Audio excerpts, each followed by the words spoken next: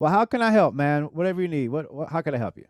Well, about right before this whole COVID situation started, I started producing more hip hop and trap beats and stuff like that. And Yeah. before, I was doing a lot of like EDM stuff.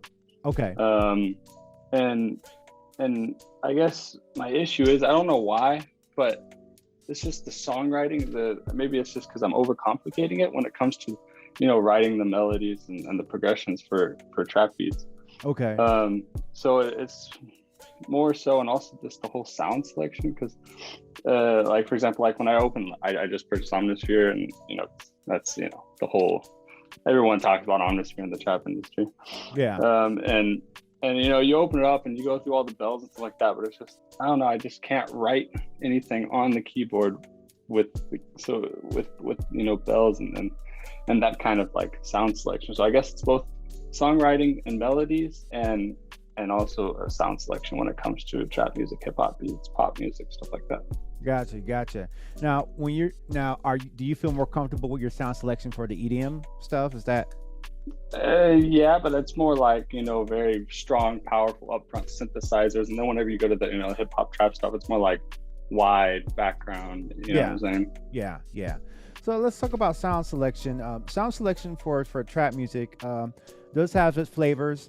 Like for instance, like say like in the EDM world, Super Saw, with those big chords, that's pretty the norm. Mm, Now that yeah, was in trend maybe a few years ago, back when Lil Jon was doing it with the big synth thing like that. yeah, for Now we're sure. not so synthy now.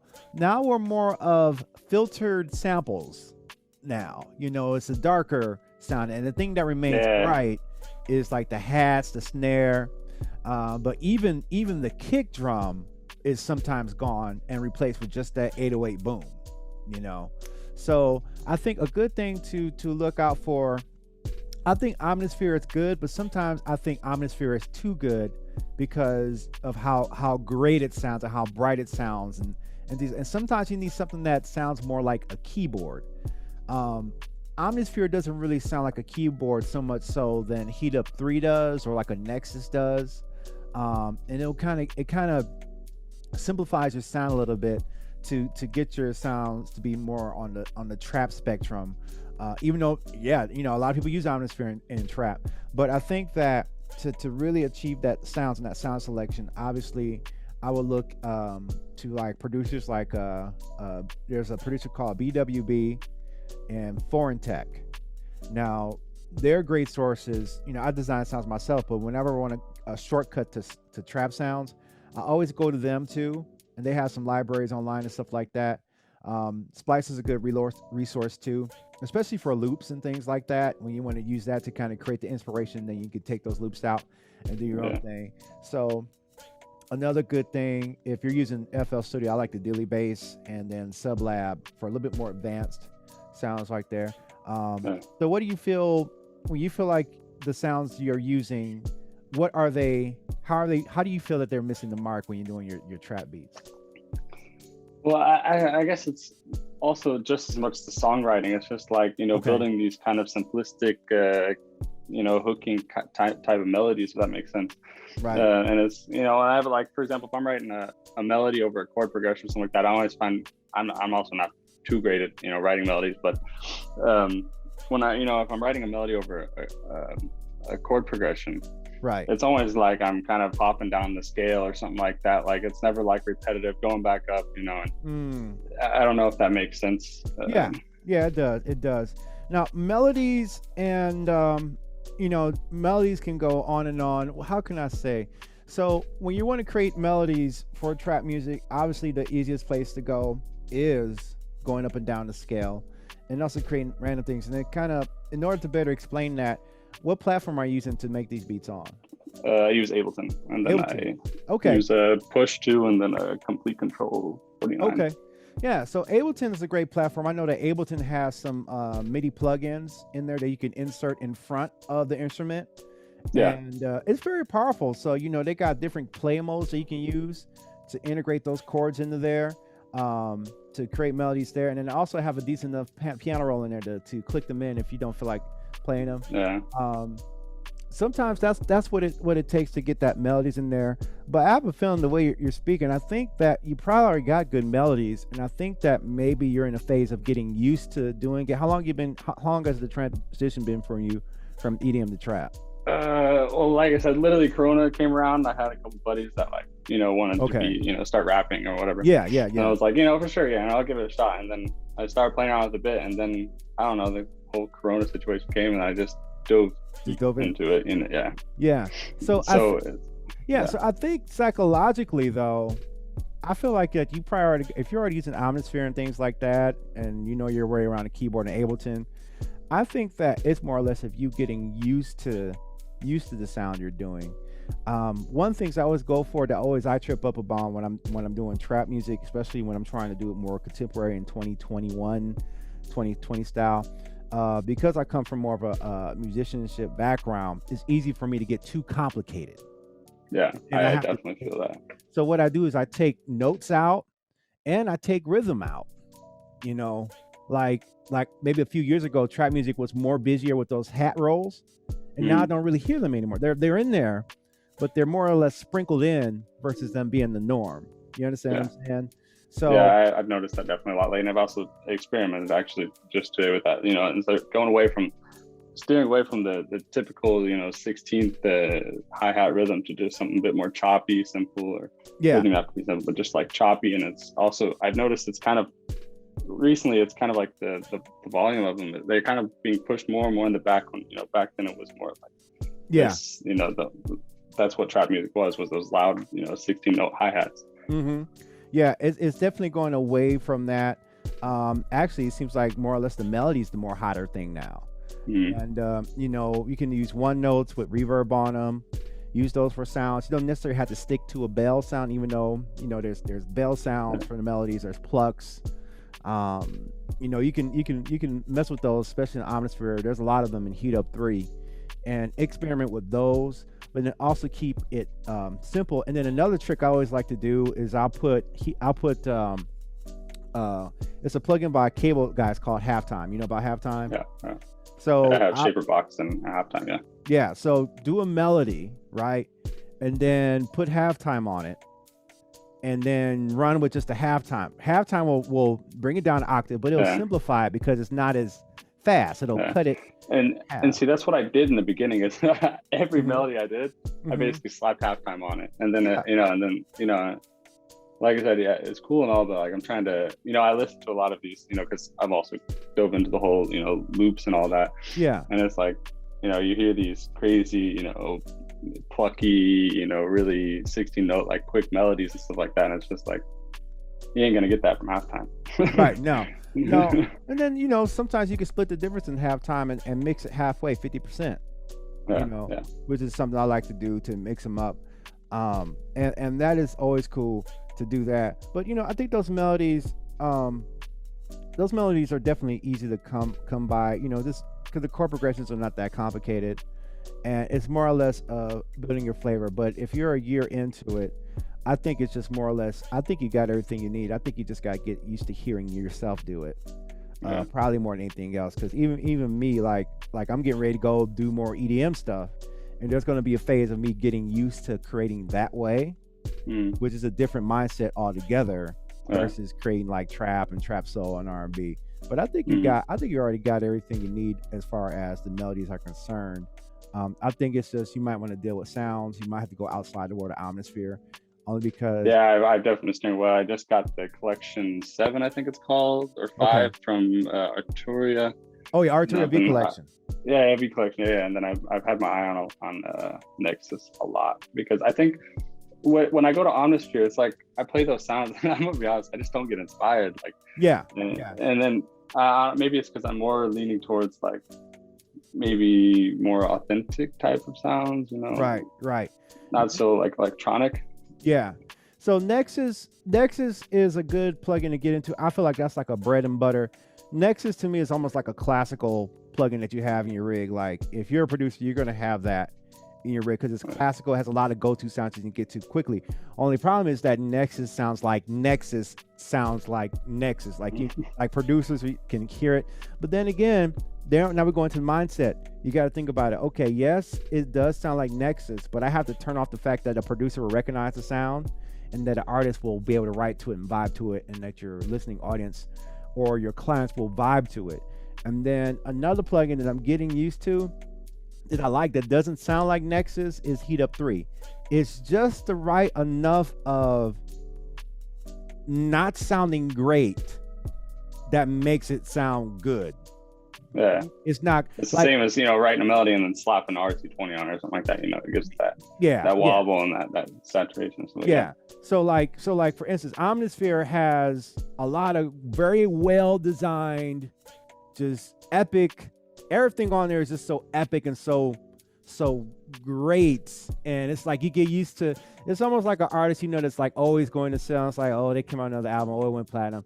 Oh yeah, but when I started messing with Heat Up 3, and this is recent, when I started messing with Heat Up 3, I'm hearing sounds on there that I haven't heard before. Some sound very familiar, but it was just so much a simpler experience, a much more lightweight experience than Omnisphere. It's almost it's almost like I could just focus on the sounds more because I had less, and having less kind of inspired more creativity versus Omnisphere is like, okay, I've been there, done that. V Collection is great too. The presets are good, but the V Collection will force you to put on your sound designer hat. Right. You want to get outside of the box because you're working with actual real keyboards in virtual keyboards, and that's fun, and that also creates an avenue. So I can't say don't do it, but I think like going to Nexus or a cheaper option, which I like, which is Heat Up 3, is a great place to start. That gives you a nice fresh palette that doesn't remind you of Omnisphere, if that makes any sense. No, I definitely been looking into like more hardware type of keyboards, and also I just picked up like a Roland JB80, if you know what that is. And just picked up one of those super cheap. Love that thing. It's basically the only thing I've been using the last week. Oh, nice. Yeah. So stuff like that, like it's, I don't know, like I feel kind of dumb because, like I said, I bought Omnisphere and I tell you, I made like 3 beats out of it, and I don't know. Maybe it's just not for me. Also, just when you open it up, I just feel like it's a little confusing how they have it split up whenever you open up something like Next or something like that, where it's just simple. It's just keys and guitars and stuff like that. Omnisphere is great. It just you have to really take your time with it. That's what I liked about Nexus. You got all your sounds right there. Boom. There's not a whole lot going on. Same thing with Heat Up 3. Not a whole lot going on in there. The only equivalent that I would see coming from Arturia is the Analog Lab, because I have both. Because Analog Lab will pull from all the sounds and gives you presets right there, which will give you a little bit of that experience. But again, it's just that complicatedness. I get it as far as dealing with it. Yeah, man. Yeah, I mean, I think it's also like when I was making EDM, it was like when I sat down, I was prepared to kind of spend, week or two on, sound design and track. But whenever it comes to beats, it's like I sit down, I just want to pick a sound, play it out, move on. Drums, just, I don't know. Maybe the whole mindset is just with beats, it just needs to go quicker than with like EDM track, for example. Yeah. It's a mindset thing. It's getting used to it. Sometimes it's just getting used to a different flow. Sometimes you got to get used to working without a plugin that you've been working with for a long time. It's almost like when you were creating EDM, you knew your go-to presets to go to and your go-to drum sounds, go-to arrangements, and the style of how you arrange. You had your go-tos, and now you're stepping into a different genre that has certain similarities, but I think it's more or less a mindset thing of getting used to it and hearing a finished product of what you do. I think that will help you really get over the hump. I don't think it's a technological thing. I think it's more of a mental, psychological thing. Creating psychological. Sometimes, it makes you, when you have to think a lot about what you're doing, it interrupts the flow, and you're trying to recover from that. So, I think that's more of a time thing. I think you just give yourself some more time on that, continue working on it, but experiment with Nexus, or experiment with Heat Up 3. Those are the 2 main plugins. Yeah, definitely check that out. Only because I know that those are quick go-to. They're not complicated. They are romplers. In the essence of, they got a lot of good wavetable sounds up in there. They're not really synthesizers per se. Omnisphere is sort of like a hybrid. It's a rompler and it's a synthesizer. but then there are some go-to sounds that, like, say if you want to hear an orchestra pluck or a certain type of organ, Omnisphere doesn't have it. They got a lot of sounds with like those bread and butter basic sounds that work. I can't find them in Omnisphere at all. I have to use like Contact or Yeah, something, exactly. Yeah. you know. So that's definitely something to try. I would definitely recommend that to get your sounds, and then it may make you like it may help you like the melodies that you're already creating a little bit better. But it's not a And complicated process. in terms of post processing, Mm-hmm. do you do a lot of that in Trap, or because I of course there's the basic halftime or 20 stuff like that, but like if you were to open up what's it called, the effect rack, Tremulator by Sound Toys, the whole effect series from Sound Toys, like Mm-hmm. is that something you would dive deep into if you were trying to process a melody a bit more, maybe to put it in the background a bit more, or add a little spice to it? Yeah. It's cool to mess with the Sound Toy suite. I like those. I like what they do on those. The main thing I focus on when I'm as far as the post processing is the loudness. Loudness and mix to me matters most when producing trap. Just making sure that the drums are in good context of the background, the hat is in good context of the kick drum is in good context, and I'm talking about layers of volume between everything. To me, that comes first before how loud you can get it as far as your volume head. And if you get the mix down good, like a good maximizer, like Ozone has a good maximizer on it. I think Sound Toys has. I don't remember all the plugins on there. But as far as like the instruments, like a lot of sounds, they don't really need much. I mean, you can use a built-in flange that comes with Ableton, a built-in phaser, built-in chorus. Reverbs I like on certain things, like certain vocals or certain sound effects, like the Valhalla is like my go-to reverb. I haven't heard a better reverb than that, and I like it because it's very simple. It's very simple, not a whole lot of bells, and I think that's part of the essence of trap music. There's not a lot of automation. There's not a lot of automation curves on like how you would for a EDM transition. Filters and the rising and the crash and the falls, and no, you just slap a filter on a certain section of the song, you got your verse, and then you take that filter off, and it comes back, and you bring in the 808, take it out. It's a much more simpler thing, and then that simplicity is where the groove comes from. Yeah. And I have another question. I don't know how much time we got. Go ahead. Yeah. I guess when it comes to percussion one-shots, not so much like hi-hat, snares, stuff like that, but like, you open up a sample pack and, you have the whole folder of a bunch of random perks. I don't know if you have any tips on how to use those effectively, because I haven't really delved too deep in one. Maybe every once in a while I'll throw one in here on an offbeat or something like that. But like for the most part, like building a groove out of percussion one shots. Do you have any tips for that? Yeah, definitely. When you're dealing with percussion one shots, I always like to keep them in the background. So always mix them softer than you think they should be first, so they don't distract from your main kick and from your snare drum. Always keep them underneath that to keep that good mixed context. And panning, pan them left and right, depending on what you want to do, depending from a conga or some weird mechanical sound or some weird impact sound that fits.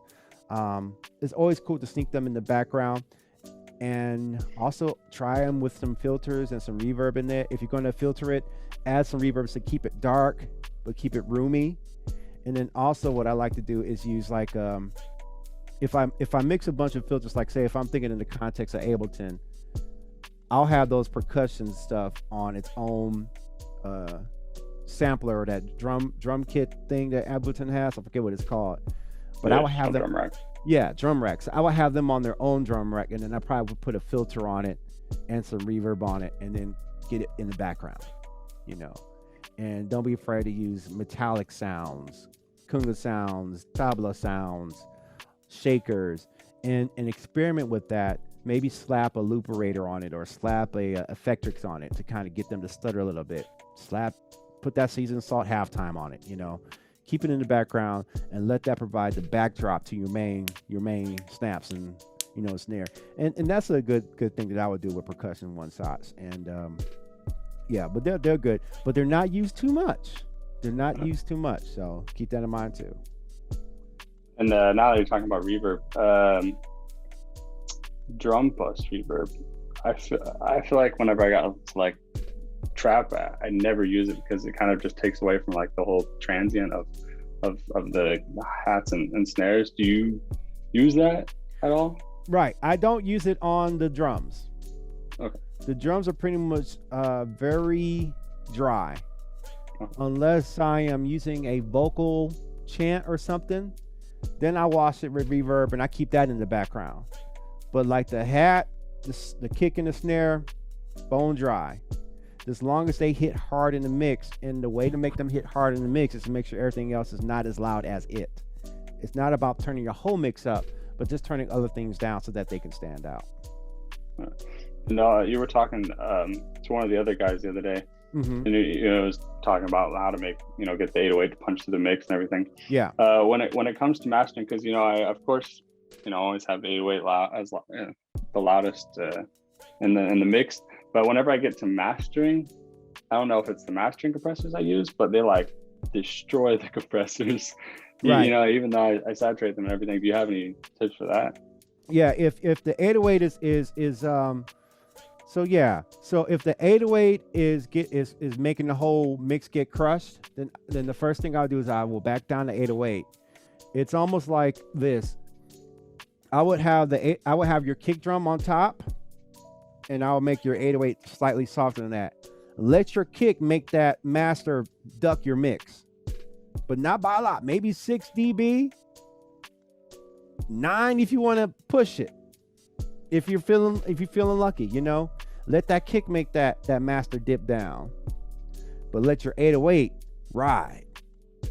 Get your mix to where the 808 is not making that master duck down. Cause I know that master, that little line that comes down. Yeah. So what I always like to do, because if you go to about 12, when you're hitting stuff and you're seeing like 12 dB goes down like 12, you start hearing it. It's like it sounds squashed. It's loud, but now it sounds squashed, and now you can't hear that kick stand out. Now you can't hear that snare stand out because everything is getting squashed all the time. So what I normally watch for is for it to duck down about 6 dB or so, and then I let that 808 ride through there. But if that 808 is making that maximize or reduce the volume, it's too loud. It's too loud. Now here goes another layer to it. Not all 808s are created equal, because some 808s have that kind of that overtone, very MIDI sound thing that is popular. You have to watch out for that, and that's where you got to use your ears. In listening environments can be tricky because you don't know how loud you can get your monitors, headphones, car. To me, the car is probably the best place to listen to all your mixes, simply because you know how music is supposed to sound in there because you hear it all the time. So that is something to do as well. But if I could give you a tip on that, if your 808 is making your whole mix crush, it's too loud, make sure that the kick is louder than it, and make sure that you turn down your gain reduction just a little bit so that it's not going far. If you're going past 6 dB, you're going past 9 dB, you're really squashing it. And that's on the mastering. That's the final layer, Yeah. Yeah. Because I don't know. It's just been it's been a pain in the. Yeah. It's been a pain, basically, the whole kick and 808, trying to, get those to sit well in the mix, and then also A-Bing them to, top 100 records. It's definitely the thing I've struggled the most with, probably transitioning over to this genre. Yeah. And it's a practice. It's a practice. It's a practice. This is something that this will take time. And I hate, everybody likes to give you, do these 5 tricks, and now this is something I think that will take time to get as you listen. Like you hear some of my tips there, you may find some more online.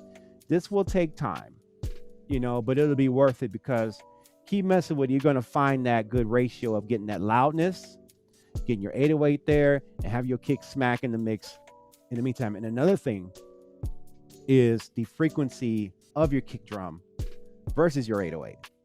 Okay. So if your 808, if your kick drum is dominating at the same note or frequency as your 808, that's going to set off your whole compression and your whole mix, because they're going to double up on each other. on that note, ruin it down. So it's always important to make sure that you find kick drums that sound different to your 808, or take the 808 or take the kick drum out, because that's what a lot of them are doing, and find one of those kind of hybrid kick drum 808 sounds. Then you can push that up. But if you got a kick drum there, something's got to give somewhere in that mix. Okay, and that'll get you in the pocket. But also, this is a practice thing, so this is something you got to keep messing with. Keep messing with it. Another crazy idea. If you had an 808, could you, and you didn't want to throw a kick on it, could you use a transient master just to kind of give it that extra little punch to, you make it seem like it's a kick? You can. Maybe EQ it a bit.